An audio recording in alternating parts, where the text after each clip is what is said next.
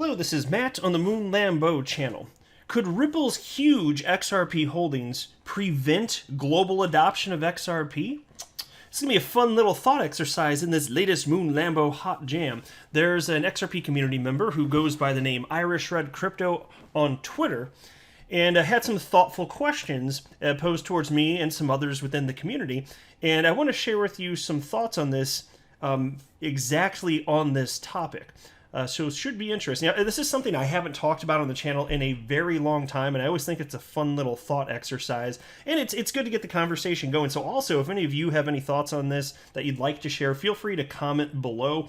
This is just a starting point here, so I don't mind if you guys think that I'm wrong. That's perfectly fine. I'm just getting a discussion going here. I love thoughtful discourse, but this is the type of stuff where if we could meet in person, just sit down and have a beer on a patio, it would be fun to just pick apart this topic and so many others. There's never a shortage of things to talk about when it has to do, when the topic is crypto and XRP. But before going any further, I do want to be clear that I do not have a financial background of any kind. I am not offering financial advice, and you definitely should not buy or sell anything because of anything I say or write. I'm just an enthusiast who enjoys making YouTube videos about crypto-related topics, but just as a hobby and just for fun. And so here's what XRP community member Irish Red Crypto had to say. Question I would like to get some opinions from the XRP community on. Let's just say, for argument's sake, that Ripple and XRP get adopted worldwide as a swift replacement.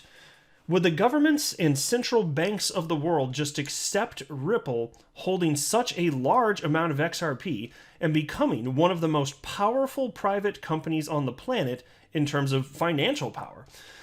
Would the central banks themselves not want Ripple to hand over or burn their XRP through a vote on the XRP ledger? I just can't get my head around what could be done from a technical standpoint by Ripple in this case. There are a lot far smarter than me in this community. What do you think? And then he tagged me along with some others. Well, first of all, I'm not claiming to be smarter, but I do have some thoughts on this that might not necessarily be completely obvious to everybody. But and that's why I wanted to talk about this. I think it'll be a fun time here. But also, thank you very much, Irish Red Crypto, for tagging me. This is just a perfect fun content for a video on my channel, which of course is XRP centric here. So here's what I'm thinking. It's somewhat pointless to have too large a percentage of XRP in at a total XRP in existence, in the sense that you can't sell it all at the current market rate without crashing the global price. Now, however, Ripple does have a plan to sell the vast majority of their XRP holdings over time, and they're doing that in conjunction with network growth. In fact, close to 5 years ago, I don't know if they've updated since, and I haven't seen it if so, but they put out a 30-year release plan for XRP. And so the plan is that by the time you're at the 30th year, and maybe they'll need to revise this based on real-world adoption, of course, right? Not a maybe, that'd be a definite. But the point is, their actual holdings would be it would be way less significant than what it is now, right? And so if they continue to do that, if they continue to sell XRP in conjunction with network growth, then their large holdings will simply be a non-issue. As network adoption and importance globally increases, their holdings go down, it becomes a non-issue. Now, since no one can legally force XRP out of the possession of Ripple, then if Ripple's large holdings, and by the way, let me be clear when I say that. When I say nobody can force it out of the hands of the Ripple legally, I'm talking about individual entities. Like, what I'm saying is the federal government can't come in and just seize the XRP, stuff like that. That's what I'm talking about. I understand that there can be votes within the XRP ledger with validators and burning XRP. I understand that that's a separate concept. But given that no one can legally force XRP out of the possession of Ripple, then if Ripple's large holdings of XRP would be a problem in a world where XRP has fully or almost fully replaced SWIFT, then I think there could be some pushback against the adoption of XRP as a global bridge currency in the first place, right? And so then you might ask, okay, well, why would financial institutions care about Ripple holding a ton of XRP? Why would they care? Well, what if, let's say there's a world where all Ripple's XRP is out of escrow. So what if Ripple dumped all their XRP on the market at once. What if they did that? Well, it would crater price. It would. And if price cratered globally, then, and we're talking, and again, by the way, hypothetically, again, in this scenario, we're talking about a world where hypothetically, based on the way that Irish Red worded the hypothetical, in this hypothetical, XRP's already been adopted and replaced entirely or almost entirely Swift. So XRP's broadly being used for the settlement of everything, right? So this is just a fun hypothetical. Well, if Ripple then dumped their XRP because they hadn't sold off a ton at the point that this hypothetical situation is occurring, and let's say they dump all their XRP on the market at once, well, it would crater price. And then, here's the problem, the blend of price and liquidity may not be enough at that point in time to facilitate global cross-border payments.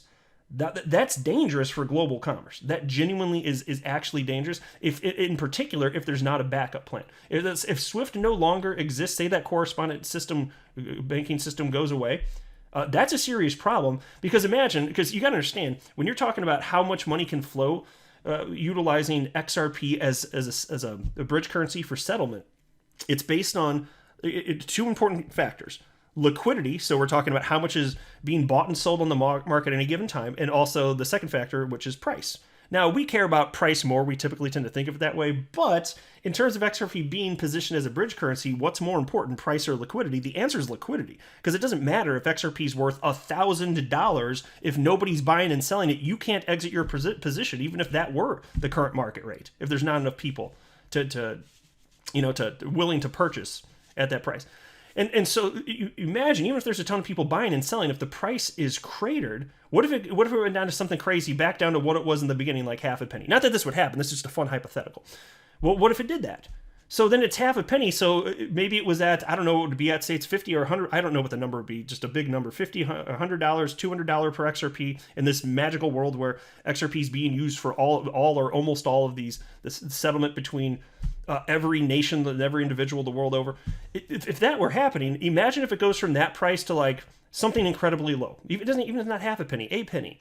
Well, then you can't move enough value around anymore. So that's the danger. So when you're talking about concerns when it comes to central banks and other powers that be, yeah, that actually would be a concern. It legitimately would. And so what would happen? Well, it would never grow into that situation in the first place because people could see it from a mile away. You'd see, okay, but if you see that there's not a participant like Ripple that can just catastrophically harm the market in terms of price action, if that doesn't exist, well then yeah, that's one less blockade on the way to XRP being adopted as a global bridge currency. But I'm just saying, if that fear does exist, it's not going to get there anyway. It's not. So either Ripple is going to unload their XRP holdings substantially, or I don't know that you see that. Not that XRP wouldn't be adopted for some reason. It's kind of like a sliding scale. The more important XRP becomes as a bridge currency on a global scale, the more important it becomes. The more important it is that Ripple has less power to sway global markets in terms of price action. That's what it looks like. That's the actual answer right now. Now, right now, while there's only a handful of corridors open right now utilizing XRP as a bridge currency, it doesn't matter as much. So you wouldn't expect the government to care at all. And you just frankly wouldn't. And so you talk about financial power. What's their real financial power, though? Because again, as I cited a little bit earlier in the video, what is Ripple able to do with XRP that's worth, say it's worth a really high number. I don't care if you say 100 or 200 or 1,000, just make up a crazy high number. That doesn't mean that Ripple actually has whatever if you extend that out in terms of what it would mean in terms of the market cap valuation. It doesn't mean they have that much money, because again, you understand, as soon as they start dumping on the market, that tanks price anyway. So the notional value is very different in reality. They don't actually have, and that's why when you look at the valuation of Ripple, the company, what's the most recent valuation? If memory serves, it's $15 billion. Well, hell, their XRP in theory is worth more than that, right? So how come their company isn't worth more than that? Well, again, the reason is it's because people that do the calculations to determine what Ripple, the company, is worth, they take into account the fact that their XRP, even if they could right now sell their XRP, and they can't because it's an escrow, but even if they could, they understand it would just crater the price. So no, that's not happening. But if holding too large a quantity of XRP is perceived as a problem by Ripple, And if they have trouble selling a sufficient quantity of XRP over a timeline, that would make sense for them. They do reserve the right to burn their XRP holdings. In fact, Ripple CEO Brad Garlinghouse has publicly stated that this option is on the table. Take a look at this headline from the Daily Hodl, and this goes back to April 23rd of last year, 2021. It's titled, "Ripple Open to Destroying Massive 50 Billion XRP Holdings," says CEO Brad Garlinghouse. Now, why? Why might they be open to that? Well, think about what I cited in this video. If XRP gets adopted to an insignificant degree because people, the powers that be are afraid of what would happen in a world where XRP is globally adopted, then it doesn't matter if they have 50 billion. Wouldn't you rather see adoption and have it be worth more because it's more adopted, or just have a bunch that's worth less? Think about it, right? And so, that's why this is on the table. This is, according to Brad Garlinghouse, this absolutely is on the table. And so piece reads as follows. Ripple Chief Executive Brad Garlinghouse says Ripple is open to new ideas regarding their massive trove of XRP. In a new interview, Thinking Crypto host Tony Edward asked Garlinghouse whether Ripple is open to burning or distributing their XRP escrow holdings. Garlinghouse doesn't rule either of those options out and adds that Ripple has no plans to dump the crypto asset on the open market. And here's a quote from Brad Garlinghouse. "Some people like to position the escrow as Ripple somehow dumping XRP on the community. It makes no sense for Ripple or any of the people around around Ripple rather, to dump XRP. That's not in the best interest of the XRP ecosystem, of which Ripple's very important piece, as am I." So pause. So how could Ripple unload the vast majority of their XRP over a span of decades and then it not matter when he just says, hey, they're not dumping on the market? Well, what we're talking about is you're selling XRP to key partners, and it's a tiny percentage of the overall volume, which means in that moment, it's not impacting the global price of XRP. That's why. Anyway, Brad continues. "I think the way the escrow was set up, it was done with the intent of, let's provide maximum transparency.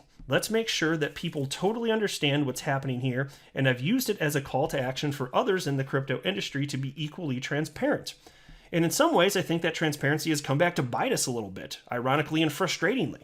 Look, I'm always open and interested in new ideas that are good for the XRP ecosystem. I don't rule anything out, and I think to the extent that there are things that make sense for the XRP ecosystem, then certainly Ripple would look at that." So there you go. If it makes sense for the XRP ecosystem, then it makes sense for Ripple, frankly.